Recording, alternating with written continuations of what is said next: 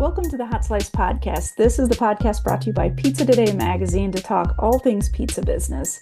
I am your host, Denise Greer, executive editor here at Pizza Today, and I'm talking this very special introduction solo because on November 7th, we were in Philadelphia at PizzaCon, and it took place at the Fillmore, which is a famous rock venue. So PizzaCon, we had the opportunity to sit down with pizzeria operators and do some really great interviews. So that's what you're going to see now or listen to right now is our great interviews where we got to actually sit in person with folks and talk about the pizza business. So enjoy this next episode. Fun fact, we recorded these episodes in the green room at the Fillmore. So we thought that that was really cool that we got to record in the same space that a lot of famous musicians prepared for their show. So enjoy these podcasts and we'll see you on future episodes. Performance Food Service is proud to deliver high-quality products, innovative technology, and custom operational solutions to restaurants of all sizes across the country. The flagship division of Performance Food Group, with deep roots in the restaurant industry, Performance Food Service has been the exclusive distributor of the Roma family of brands for more than 65 years. This signature relationship has allowed Performance Food Service to become a leader in the pizza and Italian segment of food service nationwide. I'm Genevieve Ruby, a fifth-generation dairy farmer here in Humboldt County, California. Did you know that 99% of California's dairy farms are family-owned? And we're proud to sustainably produce the milk that goes into quality cheeses you use to create your delicious pizzas. Thanks for helping make California not only America's #1 dairy state, but the leading producer of mozzarella too. We hope you enjoy this podcast. Hey, I'm Corey DiGiovanni from Pie Society Pizza in Virginia Beach, and I absolutely love what I do, and I can't wait to dig into this conference. Awesome. Okay, so Corey, we need to talk about what a unique setup you have there in Virginia Beach, because you're in a kind of a unique spot with an interesting customer base. So tell us more about it. You know, I do love being out in the public.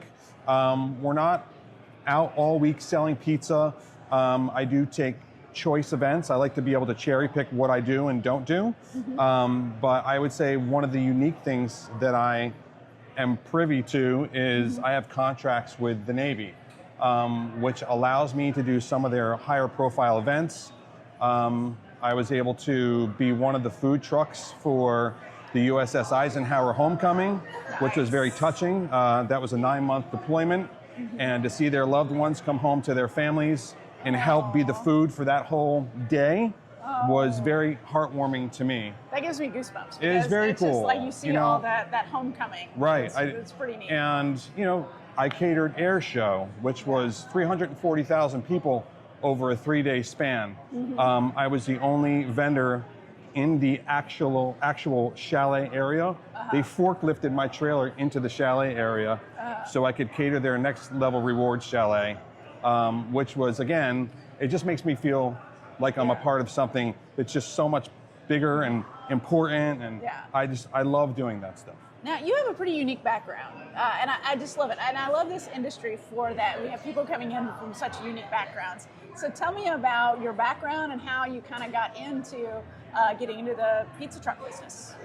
In my formative years, I was a musician. I loved playing guitar. I loved singing and songwriting, and I was able to turn that into a profession. And I toured for several years. And when I began to unwind and come out of that whole thing and start to build a family, I continued to make pizza, but until I got to a place where I knew it was time to start a business. And I can pinpoint that moment. I started making pizza for friends and family, and everybody kept saying, you need to start a business, you need to start a business. So I started selling pizza out of my house. Don't tell the Board of Health.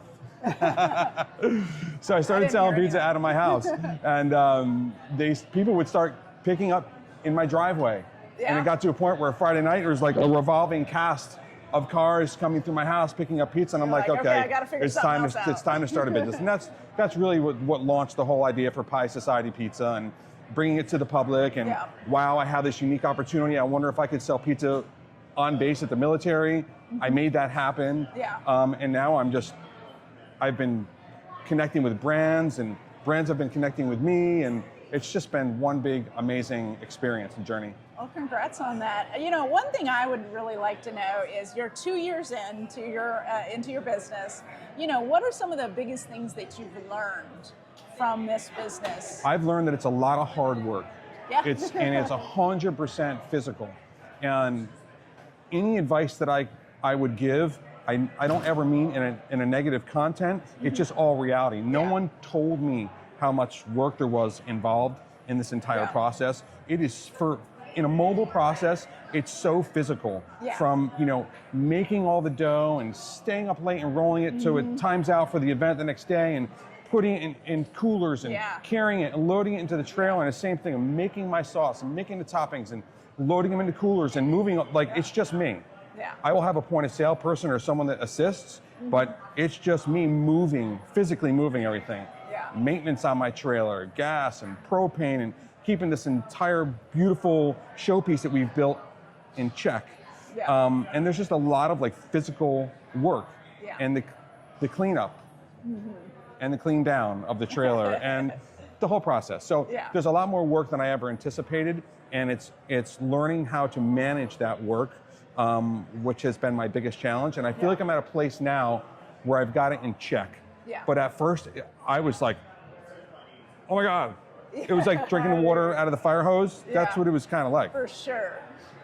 So, as you're 2 years in, you're looking for the future, what's it going to take to get you to the next level, whatever that level is? Maybe what is that level, and how do you see yourself getting there? The next level for me is to put more emphasis on private catering, because I really enjoy that. As much as I enjoy being out in the public, there are good nights, there are okay nights, and then there's bad nights. And I don't ever just set up on a street corner and sell. Everything's coordinated with a venue, but even sometimes those venues don't have good nights, which means I've just worked 2 days prior to that to set up for this event, and I've made nothing. I've actually lost. So I'm trying to minimize those moments. And what I have found is that through catering and private events, you know what you're making, you know what you're making, and it's kind of a win-win scenario. You're making happy bellies. People are just jaw dropped to see the entire experience and have that at their home or wedding venue or graduation or wherever it may be. They're just they feel so honored to have this whole experience at their event. And I want to put more emphasis on that side of my business. I love that. I'll ask you one more question, and that is, as you look at the grand scheme of the pizza industry, what are you most excited about? Like, coming to an event like this, what are you most excited about in the pizza industry? I am most excited about the fact that it's a community, and it's a small community. When you think about it, everybody kind of knows each other, and even now, I've only been to a few of these. The second I get in there, I'm going to see people I know. And through these events and through the business, through brand partnerships, through traveling, and through all the things that I've done, I love that it's a tight-knit community. I just couldn't be more stoked to be a part of it. That's awesome. Well, Corey, thank you so much for coming on the show, and I wish you all the best with the business. Thank you. All right. I'm ready whenever you are. Go ahead. I'm introducing myself. Yeah. I'm Rocky Shanower from Sugar Creek, Ohio. I own Park Street Pizza, Baler Street, and Dola Jean's. Okay, so you've had a lot happen since we named you, Young Entrepreneur of the Year, way back in 2020 officially, but I think with COVID, it kind of got delayed a year. So. And then the previous year, we had visited you before COVID. So, as we look at 2024, where's your business at right now? Well, we just opened up a second Park Street Pizza last year. It's a carryout version of our full-blown store, and that's been going really well. We've tried some new things. It was really fun kind of all the things we wanted to do in business over 20 years of evolving Park Street, we implemented into that store. So coming out of COVID, we thought we really want to focus on a small footprint store, focus on carry out. We're not gonna do our own delivery. We partnered with DoorDash, and so that was something new that's worked out really well. Creating a good partnership with them and utilizing their resources instead of having to have that in-house. Really utilizing technology in a lot of other ways. Really focusing on online ordering and a lot of we integrated kitchen display screens in our kitchen instead of tickets. Yes. So we have 2 stores and they operate a little different that way, but huge game changer. So that was really cool. And over the last year and a half, we've been developing a new brand. So Courtney and I have been working on a new concept called Dola Jeans, and it's a Detroit-inspired pizza concept.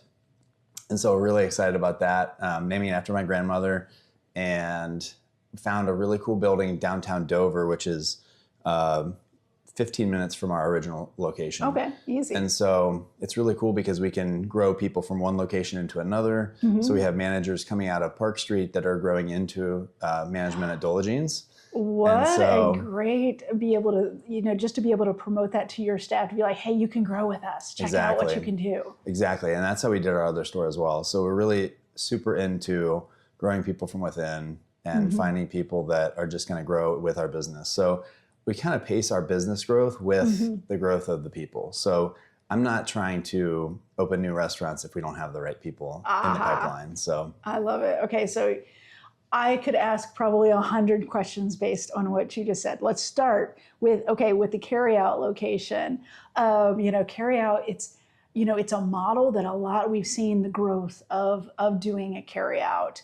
Since it's been open, what kinds of things are you seeing within your carryout location? I think it's been interesting to just see how far of a reach we have. Like with DoorDash, we're getting, because they have such a big reach, It would be we're getting DoorDasher orders from way beyond where we would be delivering. Yeah. But we found that as much as I thought, going down and condensing the service type, I found that you do miss something when you don't have any dine-in after having it, because it's really nice to not have to have all those extra headaches. But I feel like the team is almost missing that service element a little bit, that they find it to be more rewarding when you can serve pizza in a dining room and get that immediate gratification of, oh, people love what we're doing. So we get a very small window with people. So one of the challenges is just how do you make an impact and connection with people in that 30-second interchange with them? Oh, yeah. So you have to really have your people that are ready at the counter with smiles that are accurate, because, there's so much less interaction that it has to be very intentional to be able to get that buy-in and that connection with those people, to where when they think about where am I going to place an order, they think about us because of that emotional connection they made with us. Absolutely. Okay, so Sugar Creek, very small place. So where's the carryout location? So Sugar Creek is our flagship. And that's we've got maybe 150 seats all in there. And in North Canton, which is about 40 minutes north of us, it's a larger population, bigger city. And we have a 1,200 square foot carryout there. Okay. And then Dover, which is kind of in between the two, is where Dola Jeans is going to land. And that's a dine-in spot. It's going to be about 65 seats. We're going to try bar for the first time. So we're developing a bar menu. Okay. We've got a few seats on the patio and a 9-person bar. So we're really excited about that. Just going to have a really nice tight menu, salads, some really fun, shareable starters, and one size, just an 8x10 Detroit style pizza. So we're hoping that the vibe is just very shareable. And so people order for the table, they're ordering a shareable salad, they're ordering a couple pizzas, and it just has that vibe to it. That's amazing. And something I love is, we just did our trends report, which y'all will see in December. But Detroit is still the number one as far as for what people are adding to their menu or testing. So what kind of process did you do to develop that your Detroit? Because Detroit's not like, I've had your pizza. It's very different from what you currently serve. So tell me about that process a little bit. So we actually, Courtney and I bought a building 2 years ago, and it was an old pizzeria that had gone out of business. Was that the commissary? No, this was a small little carry-out location, and it was in a different city. And it came with a gas deck oven. And so we started actually just testing, making different dough recipes, and really trying to figure out what were we, because, you know, were we going to do a tavern style? Were we going to do New York? Were we going to do multiple styles? And so we just started to play with different doughs, and we just landed on Detroit because, one, we love that style of pizza, and it really fits, it still fits the process that we have developed for Park Street. Yes. A pan pizza. Even though we're baking in an electric deck oven now instead of a conveyor oven, it's still a pan pizza. The dough is very different. It's much more hydrated. But we felt like we kind of know this system and we can build this flow in our kitchen, and it made sense. And so the idea is that we're going to start with Detroit, and maybe we'll add another style down the road, but we're going to really get comfortable with that and see how people react. And if we have the capacity to do more, maybe add a grandma style, still a pan pizza. I love me a grandma. And I think grandma would be really cool because it's my grandmother name, so that would be fun too. Oh, see, that would work out, and it's still a pan. Yep. So exactly. That works out nicely. Exactly. So you are a veteran in the industry, right? You've been around. You've done a lot. You're now on the World Pizza Champions. Yep. You know, what do you feel like? Where do you feel like the industry is going?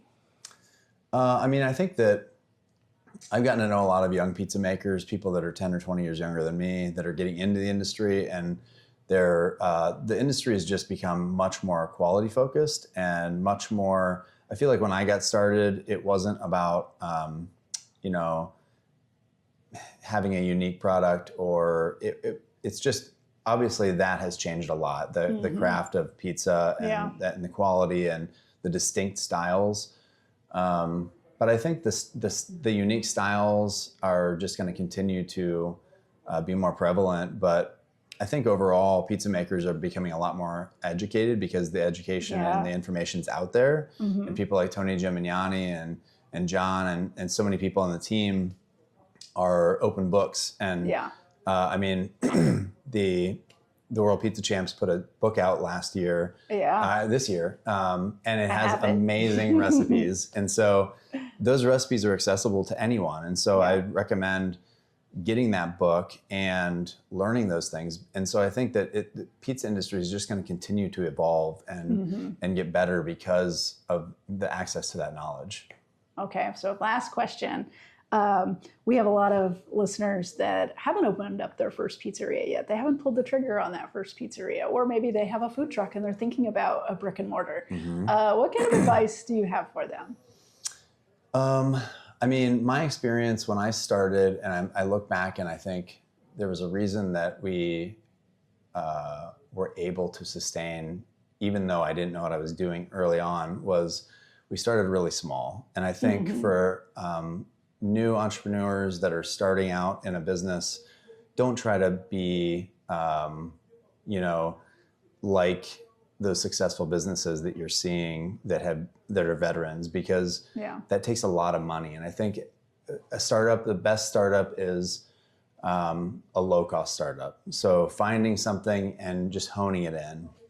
You don't need to look, you know, the best to be able to put out a good product and to be able to start to build that rapport with your customers and develop your name in your neighborhood. And so I think starting small and keeping your overhead really low is critical for young startups, because it'll allow you to make mistakes and it won't put you out of business. So. That's great. All right. Well, thank you so much for coming on the podcast. Thanks I really appreciate it, Rocky. Yeah, it's always good to see you. I wish you good luck with the new restaurant and, of course, with what you have going at Park Street. I appreciate that. All Thanks, right. Denise. Sweet. Hi, I'm Tony Fevola from Fevola's Pizza in Lanoka Harbor. We've been around since 1989, and also we're doing the Pizza Roadtrip. And this is my co-creator, Chris. Hi, I'm Chris. I've done all the filming for Pizza Roadtrip. We've done it for about 2 months now. going all over New Jersey, visiting different pizza spots, getting to know them, know their story. Tony gets to talk to them. They make a pizza sometimes, share stories. It's really it's been a learning process, good experience. But yeah, that's our most recent project. It's great. I love the idea of the pizza road trip. Yeah. Because that's one thing we tell operators a lot. We're like, get out and visit other pizzerias, visit them, see what. So what's the ideal? Who are you visiting? Like, what's your criteria for who you're going to see? All right. So the whole concept was that I wanted to get out there and network with people and meet them, and I didn't know how to do it. So I had my eyeballs on social media. I know that this is the future. This is a great thing. It's a lot of fun. And, I said, Chris, why don't you come along with me? Just film me. Let's just do it. And we did it. We were like 8 or 9 episodes in. We're in season 2. This is fun. I love it. That's so fun. And so far, you visited New Jersey pizzerias. New Jersey, Have you gotten out of the state very much yet? No, we haven't visited, but we would like to. We've talked about doing like the tri-state area, maybe expanding into New York and Pennsylvania. All right, so season 3, maybe you'll get exactly bigger names as it goes on. And all right, let's talk pizza business, because if you all don't know, but there is a room full of pizza folks here that have also come to PizzaCon. So tell us about your business and kind of what makes it a successful business. How's it tick? Well, all right. So I started it when I was really young, in my 20s. I had ambitions to open up other stores like everybody else, right? Everybody else wants more. They want that dream. So I just stuck with it. I mean, I raised a family over it. I did other things. I met so many interesting people. It was just a lot of fun. It's a hard business, but I just love it. It's just I just can't get it out of it. And I'm born in Italy, but raised in the U.S. And my parents came over. They're first generation pizza families, and they really put pizza on the map. I think in New Jersey, at least in my county, let's just say that. It's really nice. And you've kind of made it a family business? Yeah, it's a family business. It's pizza takeout, it's delivery. Okay. And that's what we focus on, and we just want to make really good pizza. What do you think? It's 2024, going into 2025. I don't know if this will air in 25, but what's like top of mind for you right now with the pizza business? Like, what are you really thinking about right now? Oh, definitely always quality, right? So that goes without saying. So we're not going to go down the line and say the quality has to be this. That's a number one thing, goes without saying. So that's always on my mind. But the next top priority that's really on my mind is really how we save money for our customers. We give them a pizza that's a good value. I think, so how do we deliver great food and keep it cost effective and a family fun thing? That's top of mind. So we're always trying to innovate with new technologies. There's conveyor ovens out there. They're spectacular. There's dough spinners that'll spin your pizzas. We haven't had the dough spinners and so forth, but we're looking to cut labor costs, and focus more on the quality. So if we can contract out for, let's say, a deep cleaning on our kitchen, which I just had from a place, like just contract it out, take the work off the employees and put it on an outside contractor. Do the hard stuff, and take it off the employees' hands so they can really focus on making really good pizza.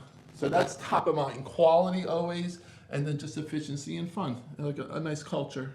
Yeah, now you've been doing this for a long time. Yeah. So what are you looking forward to as you move into 2025, even further? Right, so that's why we talked about the Pizza Road Trip. I'm at a point where my family is in their 20s, late 20s and 30s. They're going out and having their own lives. So we're building other companies. Like I have, I don't want to go into great detail, the other companies, but we're focusing on the agency part of it and kind of getting out there and doing the road trips. I really think it comes from like an authentic kind of thing. And Chris has really been the co-creator, the co-producer, just, he's filming, editing, Yeah. So you're the driving force. You're the interviewer of experiencing it, but behind the scenes, it's really touching. It's been a good and good we're dynamic. meeting people with that have a tremendous amount of experience. They're young, I call them hidden gems and rising stars. So the hidden gems are all the OGs, people that just don't get recognized. Maybe, we're going into their places. And then the rising stars, the younger generation. When I was in my 20s, opening up a place, right? And, people in their 20s, their 30s, they're getting out there and they're, and how did I learn about pizza? In the 80s, I mean, I had the Pizza Today magazine when it wasn't a thing. You had a library, right? I had a library. Of Pizza Today. A library of the Pizza Todays. I read it I completely read it from cover to cover. I just love it. It's wonderful, That's awesome. Yeah. I want to talk about the guests that you guys interview. So yeah. Tell me about one of your favorite guests. And can you give a shout out to them on the show? We're not gonna. I don't want to say favorite because I really think they're. Or somebody that their story stands out. He's like, I can't pick it. Well, I want to keep. The whole thing of the show is to keep it authentic. Okay, so we have to place a lot of trust into us coming into their establishment.